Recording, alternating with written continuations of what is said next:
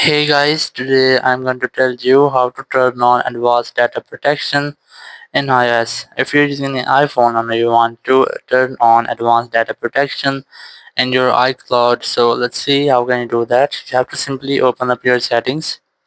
In settings, just scroll down and look for iCloud option. Here's that. Simply tap on it.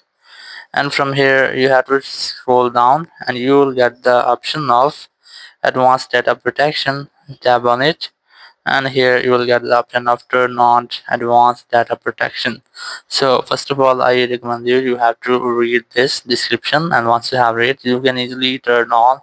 So simply tap on turn on and it will start loading, and here you can see that you will be responsible for your data recovery. So you must have to set up account recovery, so simply tap on it, and here you have to add a recovery phone number or email, or if so it might be if you forgot your password or pin, so it will be help you to recover your data. So in this way you can easily turn on your advanced data protection in any iPhone. Thank you very much for watching the video. Until next video, bye bye.